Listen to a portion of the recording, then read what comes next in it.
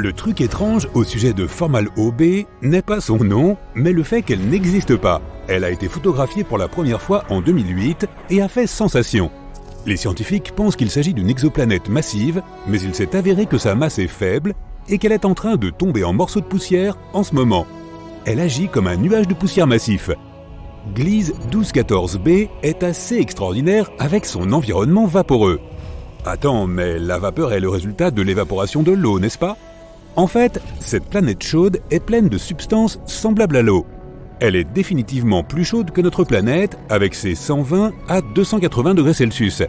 Il peut également s'agir d'une planète océan, mais on en sait encore très peu sur elle, car elle n'a été découverte qu'en 2009. Si tu t'es déjà demandé ce que c'était que de marcher sur de la glace et des charbons ardents en même temps, nous te présentons Gliese 436b. Étant extrêmement proche de son Soleil, cette exoplanète de la taille de Neptune affiche des températures plus chaudes qu'un four brûlant. Et pourtant, elle est recouverte de glace qui brûle sans cesse.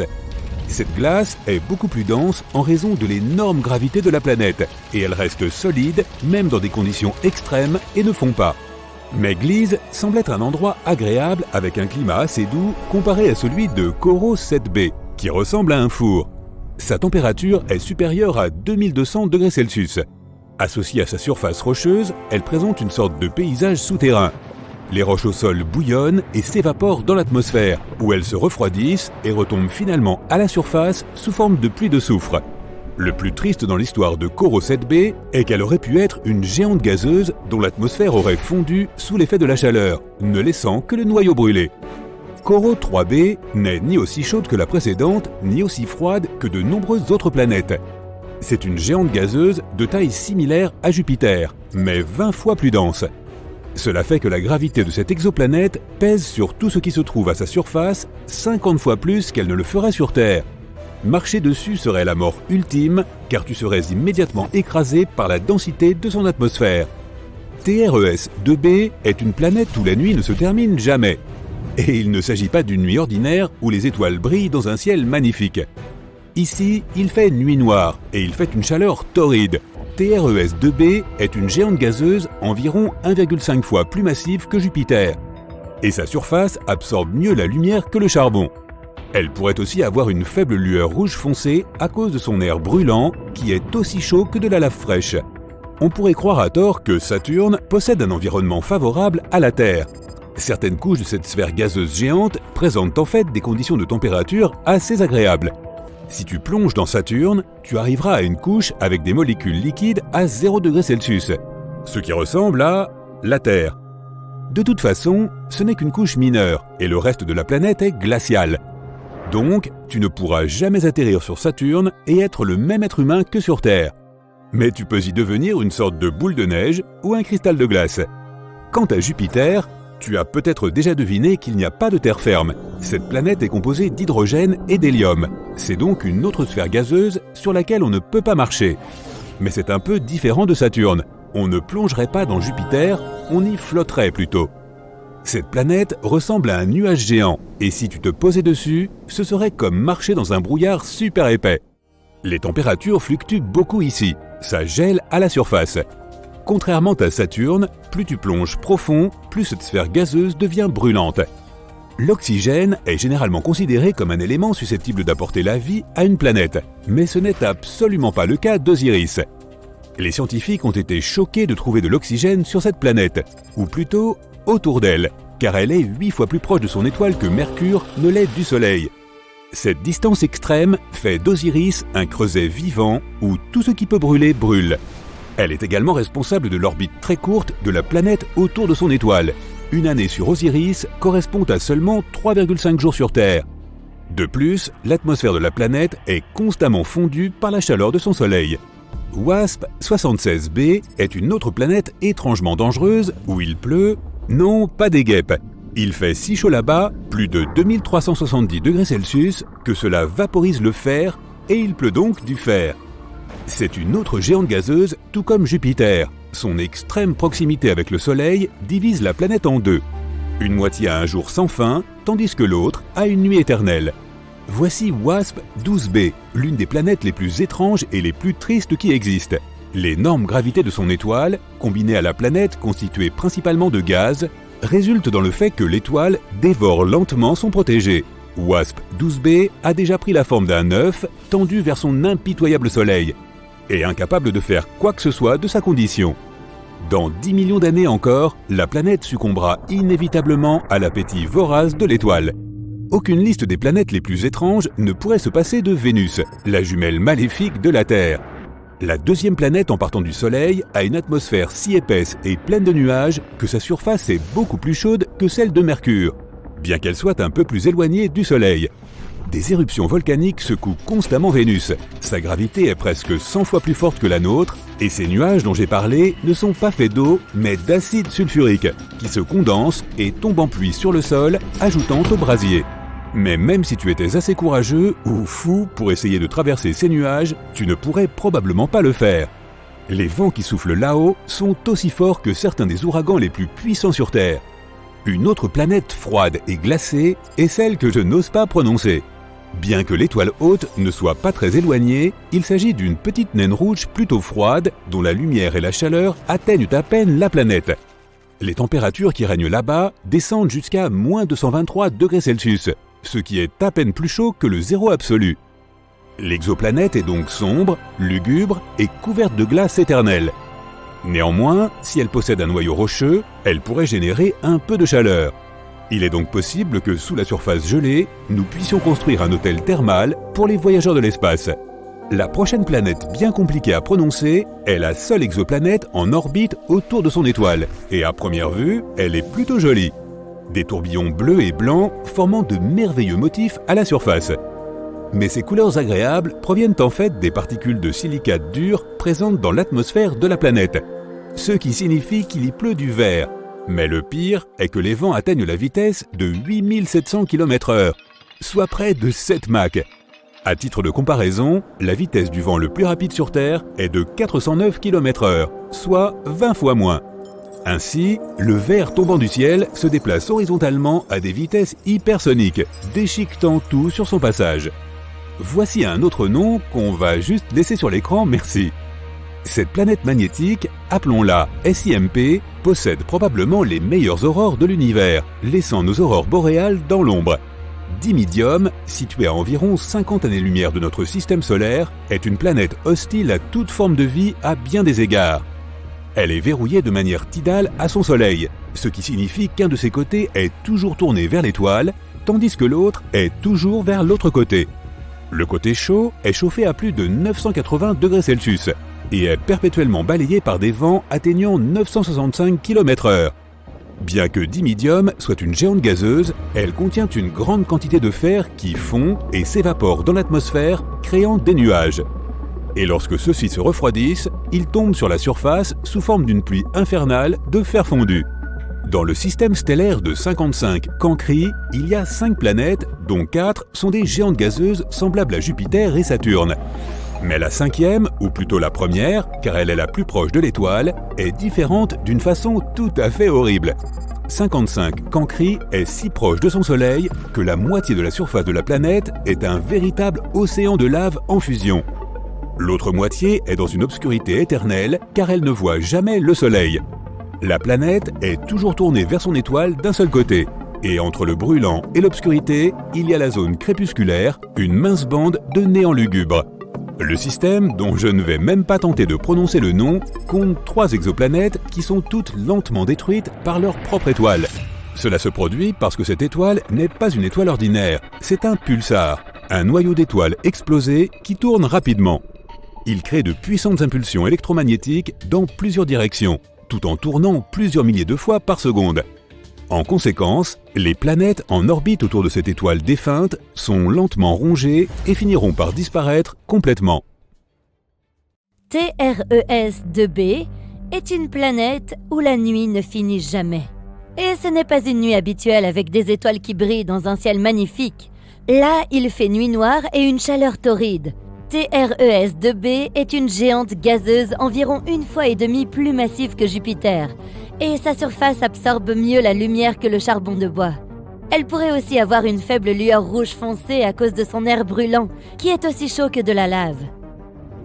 Dans le système stellaire de 55 Cancri, il y a 5 planètes, dont 4 sont des géantes gazeuses semblables à Jupiter et Saturne. Mais la 5e, ou plutôt la première, car elle est la plus proche de l'étoile, diffère des autres de façon tout à fait effrayante.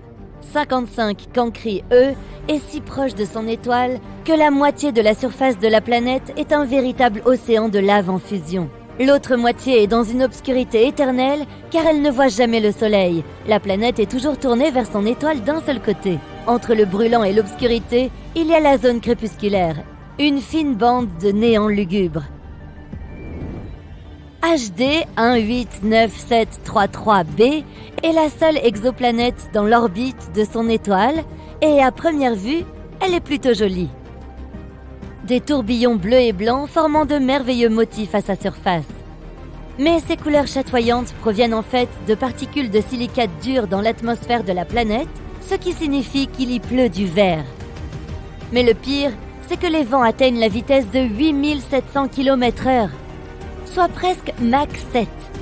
À titre de comparaison, la vitesse du vent le plus rapide sur Terre est de 409 km/h, soit plus de 20 fois moins. Ainsi, le verre qui tombe du ciel se déplace horizontalement à des vitesses hypersoniques, déchiquetant tout sur son passage.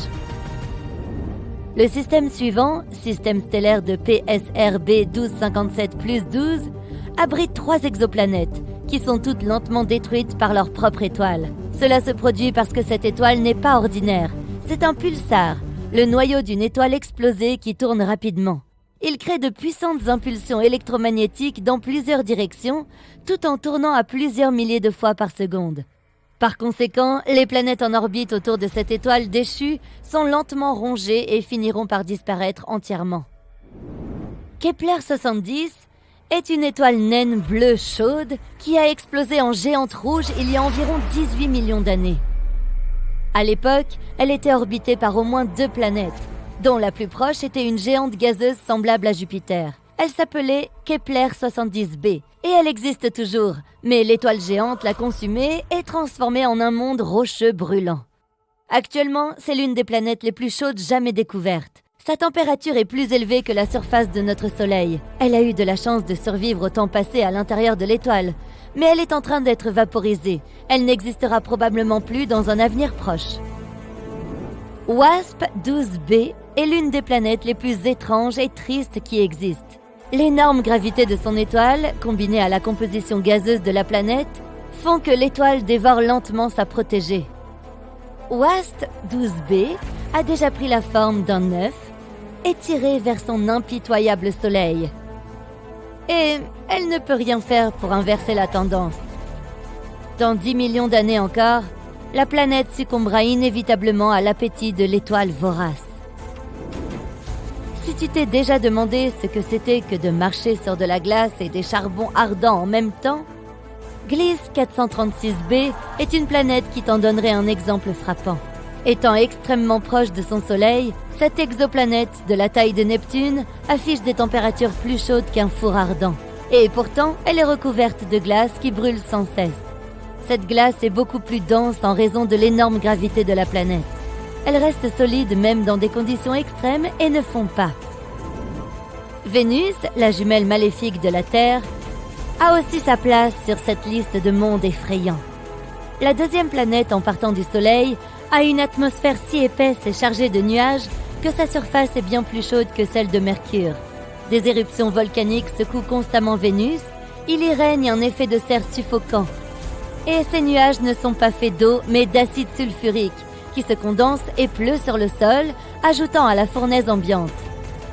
Mais même si tu étais assez courageux ou insensé pour essayer de passer à travers ces nuages, tu ne pourrais probablement pas. Les vents sont aussi forts que certains des ouragans les plus puissants sur Terre. Voilà un nom très long pour une planète très très froide. Bien que son étoile haute ne soit pas très éloignée, il s'agit d'une petite naine rouge plutôt froide dont la lumière et la chaleur atteignent à peine la planète. Les températures y descendent jusqu'à moins 223 degrés Celsius, ce qui n'est que très légèrement moins froid que le zéro absolu. L'exoplanète est donc sombre, lugubre et couverte de glace éternelle qui ne dégèle jamais. Néanmoins, si elle y possède un noyau rocheux, elle peut générer de la chaleur. Donc il y a une chance que des choses inconnues et étranges se cachent sous sa surface gelée. Dimidium, située à environ 50 années-lumière de notre système solaire, est une planète hostile à tout être vivant à bien des égards. Elle est en rotation synchrone avec son Soleil, ce qui signifie qu'un de ses côtés est toujours tourné vers l'étoile, tandis que l'autre est toujours dans l'ombre. Le côté chaud est chauffé à plus de 980 degrés Celsius et est perpétuellement balayé par des vents atteignant 1000 km/h. Bien que Dimidium soit une géante gazeuse, elle contient une grande quantité de fer, qui fond et s'évapore dans l'atmosphère, créant des nuages. Et lorsque ceux-ci se refroidissent, ils tombent sur la surface sous forme d'une pluie infernale de fer fondu. L'oxygène est généralement considéré comme un élément susceptible d'apporter la vie à une planète, mais ce n'est absolument pas le cas sur Osiris. Les scientifiques ont été choqués de trouver de l'oxygène sur cette planète, ou plutôt autour d'elle, car elle est 8 fois plus proche de son étoile que Mercure ne l'est du Soleil. Cette distance extrême fait d'Osiris un endroit où tout ce qui peut brûler le fait. La distance est aussi responsable de l'orbite très courte de la planète autour de son étoile. Une année sur Osiris correspond à seulement 3,5 jours sur Terre. De plus, l'atmosphère de la planète est constamment soufflée par la chaleur de son Soleil. Corotte Exo 3b n'est ni aussi chaude ni aussi froide que certaines des autres sur cette liste, mais elle installe une terreur autrement plus insidieuse. C'est une géante gazeuse d'une taille similaire à celle de Jupiter, mais 20 fois plus dense. Cela fait que la gravité de cette exoplanète pèse sur tout ce qui se trouve à sa surface 50 fois plus fort qu'elle ne le ferait sur Terre. Marcher dessus causerait ta perte, car tu serais immédiatement écrasé par la densité de son atmosphère. Corotte 7b est un autre monde semblable à un four. Sa température quotidienne est de plus de 2200 degrés Celsius. Combinée à sa surface rocheuse, elle arbore un paysage infernal. Les roches sur le sol bouillonnent et s'évaporent dans l'atmosphère, où elles refroidissent et finissent par retomber sur la surface en une pluie de soufre. La chose la plus triste à propos de Corotte 7b est qu'elle aurait pu être autrefois une géante gazeuse dont l'atmosphère a été anéantie en raison de la chaleur, ne laissant que le noyau brûlé. Tu prends une paille géante et tu commences à gonfler Saturne. Elle devient de plus en plus grosse, et plus grosse, et plus grosse encore. Ça suffit. Maintenant, ajoutons-lui des anneaux géants. Voilà, je te présente Super Saturne, également connu sous le nom de Saturne sous stéroïdes. C'est un objet réel que les scientifiques ont découvert en 2012, une planète nommée J1407b. Et les astronomes ne sont toujours pas certains de ce dont il s'agit vraiment. Il pourrait s'agir d'une géante gazeuse comme Jupiter ou Saturne dans notre système solaire. Dans ce cas, elle n'aurait pas de surface solide. Donc si tu voulais mettre le pied sur cette planète, tu tomberais simplement à travers elle jusqu'à son noyau. Mais il pourrait aussi s'agir d'une naine brune, soit quelque chose entre une grosse planète et une étoile à part entière. De tels objets doivent être suffisamment lourds pour déclencher des réactions thermonucléaires, comme celles qui se produisent à l'intérieur des étoiles. Mais la puissance de ces réactions est trop faible pour que les naines brunes brillent et émettent de la chaleur. Pour imaginer la taille et le poids de J1407b, regardons notre Terre. Si tu mets notre planète sur une balance, celle-ci indiquera son poids en tonnes d'un 6 suivi de 21 zéros. Notre planète fait environ 12 700 km de diamètre. C'est Jupiter, la plus grande planète de notre système solaire. Son diamètre est 11 fois plus grand que celui de la Terre. Elle est aussi 318 fois plus lourde. Si Jupiter était un seau, tu pourrais y mettre 1321 terres. Et voici notre héroïne du jour, Super Saturne. Elle est presque 20 fois plus grande que Jupiter. Pour équilibrer la balance, il faudrait mettre 6360 terres de l'autre côté. Les anneaux de cette planète sont si vastes que s'ils étaient dans le système solaire, ils occuperaient plus de la moitié de l'espace entre le Soleil et la Terre.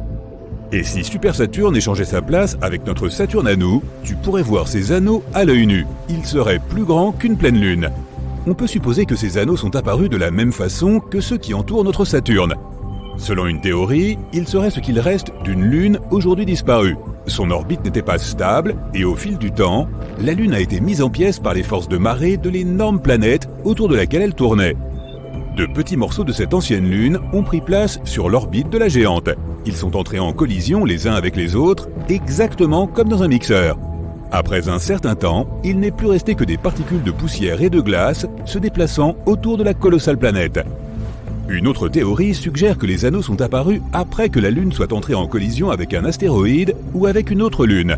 Le mixeur gravitationnel a alors fait son travail et a transformé tous ces débris de Lune en anneaux. Certains scientifiques pensent que les anneaux se sont formés à peu près en même temps que la planète elle-même. Ils ne seraient donc que les restes d'une nébuleuse planétaire, à savoir un nuage de gaz, de débris spatiaux et de poussière.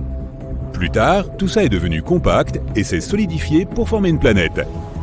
Nous ne pouvons que spéculer sur l'origine des anneaux de Super Saturne, mais les scientifiques affirment que leur masse représente 80% de celle de la Terre. Cela signifie peut-être que la Lune qui orbitait autour de J1407b avait à peu près la même taille que notre planète. Il y a un petit trou au milieu de ces anneaux. Les scientifiques pensent que la Lune de Super Saturne pourrait s'y trouver. Si c'est le cas, elle devrait avoir à peu près la taille de Mars. Si les scientifiques ont raison et que Super Saturne est en fait une naine brune, alors c'est une découverte incroyable. Les scientifiques pourront la regarder vieillir. On suppose que les naines brunes perdent leur énergie et rétrécissent, se ternissant peu à peu. Et quand une naine brune a épuisé toute son énergie, elle se transforme en une naine noire. Il est alors facile de la confondre avec un trou noir. Nous n'avons encore découvert de naines noires nulle part dans l'univers parce qu'il leur faudrait des milliards et des milliards d'années pour se former. Notre univers est trop jeune et aucune étoile, même parmi celles qui sont apparues dès la naissance de l'univers, n'a eu le temps de devenir une naine noire. L'un des objets les plus anciens de l'univers est cette naine blanche au nom assez long, WD 0346 plus 246. Elle a environ 11 à 12 milliards d'années et est à moitié plus froide que notre Soleil. Et elle ne cesse de se refroidir. Il lui faudrait en années environ 10 suivi de 15 zéros pour se transformer en naine noire. À titre de comparaison, l'univers est âgé, en années encore, de 1,4 suivi de 10 zéros années. Les scientifiques pensent qu'une naine noire existera pendant environ 10 suivi de 25 zéros années, se nourrissant de matière noire. Après ça, ces protons, les plus petites particules de matière, commenceront à se désintégrer. Et ensuite, la naine noire s'évaporera tout simplement. Cela prendra encore 10 suivi de 49 zéros années. Mais si les protons restent intacts, un scénario bien plus intéressant attendra la naine noire. Dans 10 suivi de 1500 zéros années, la naine noire deviendra une étoile de fer. Il s'agit en gros d'un énorme boulet de canon dans l'espace. Cette sphère de fer existera des milliards de fois plus longtemps que notre univers tout entier n'a encore existé, jusqu'à ce qu'elle se transforme soudainement en trou noir. Le processus de formation d'une naine noire est donc extrêmement long. Il faudrait un temps fou à une étoile ordinaire pour vieillir ainsi. Mais Super Saturne, si c'est une naine brune, pourrait être beaucoup plus proche de cet état. Saturne sous stéroïde n'est pas la seule planète étrange de notre univers. Voici Gliese 436b. Elle a été détectée à l'aide de la méthode du transit. Un transit se produit lorsqu'une planète se déplace entre son étoile hôte et un observateur. C'est un peu comme une éclipse lunaire. Cette planète fait 4 fois la taille de la Terre et est 22 fois plus lourde. C'est presque autant que Neptune. Elle abrite un monde aquatique hors du commun. L'eau y est solide, mais ce n'est pas de la glace. Elle a une température d'environ 270 degrés Celsius. L'eau de ta casserole se transforme en vapeur à 100 degrés Celsius, mais sur Gliese 436b, le liquide reste solide à cause de la pression extrême qui règne sur la planète. Les scientifiques ont aussi découvert que son atmosphère s'évaporait dans l'espace. C'est pourquoi il y a un nuage circulaire géant autour d'elle. Il se déplace constamment sur son orbite, ce qui donne à la planète une longue queue qui ressemble à celle d'une comète. Cancri E détient des richesses incroyables qui valent plus que tout l'argent de la Terre. Il y a des diamants éparpillés partout sur la planète. Cancri E est environ 2 fois plus large et 8 fois plus lourde que la Terre. Cette planète ne tourne pas. Un seul de ses côtés fait toujours face à son étoile hôte. Sa température de surface est presque 2 fois plus élevée que la température d'un feu brûlant. Et comme son étoile hôte est riche en carbone, la planète contient de grandes quantités de cet élément. La pression et les températures intenses aident à transformer le carbone en graphite et en diamant. Malheureusement, cette planète se trouve à 40 années-lumière de chez nous. Il faudrait donc environ 730 000 ans pour s'y rendre avec une fusée ordinaire. Une autre planète riche en pierres précieuses est At-P-7b. Elle se trouve à environ 1000 années-lumière de la Terre. Elle est 60% plus grande et presque 2 fois plus lourde que Jupiter. Cette planète est si proche de son étoile hôte qu'elle en fait le tour en seulement 2 jours terrestres. En raison de cette proximité avec l'étoile, At-B-7b est presque aussi chaude qu'une naine blanche. Si tu regardes la face nocturne de cette planète, tu verras des nuages étranges. Les scientifiques pensent que ces nuages sont peut-être riches en corindon. C'est la substance qui forme les rubis et les saphirs. Il est donc probable qu'il y pleuve des pierres précieuses aussi chères que magnifiques. WASP-12b est l'une des planètes les plus sombres jamais découvertes. Un seul de ses côtés fait face à son étoile hôte. La surface de la planète est si sombre qu'elle dévore environ 94% de toute la lumière visible. Elle ressemble donc beaucoup à un trou noir. L'étoile hôte réchauffe tellement cette planète que la matière qui s'y trouve s'évapore continuellement. Puis la forte gravité de l'étoile attire ce nuage vers elle, formant un disque. Mais TRES-2b est la championne. C'est la planète la plus sombre que l'on connaisse. Elle absorbe 99% de la lumière provenant de son étoile, ce qui signifie qu'elle absorbe plus de lumière qu'un morceau de charbon. 1% de la lumière restante est rouge car elle est réfléchie par cette géante gazeuse. De loin, cette planète a l'air vraiment maléfique. L'une des plus anciennes planètes de l'univers est PSR B1620-26b. Elle a environ 12,7 milliards d'années. Cela signifie qu'elle s'est formée environ 1 milliard d'années après le Big Bang. Cette planète est si vieille que ces deux étoiles hautes ont eu le temps d'évoluer. L'une est une naine blanche, l'autre est un pulsar qui fait presque 100 révolutions par seconde. Les levées de soleil sur cette planète doivent être époustouflants. En ce moment, ce système stellaire se dirige vers un dense amas d'étoiles. Il est probable que cela finisse par une collision stellaire. Le sort de cette planète est donc inconnu. Kepler 438b est l'une des planètes les plus similaires à la Terre. Elle n'est que 12% plus grande et se trouve dans la zone habitable de son étoile hôte, ni trop proche, ni trop éloignée. À cette distance, l'eau ne s'évapore pas à cause de la chaleur et ne se transforme pas en glace à cause du froid. Cette planète pourrait abriter de la vie à sa surface. À l'avenir, elle pourrait aussi devenir une nouvelle demeure pour l'humanité. Mais il nous faudrait encore 470 ans pour nous rendre sur cette planète, même si nous voyagions à la vitesse de la lumière, ce qui est impossible en raison des lois de la physique.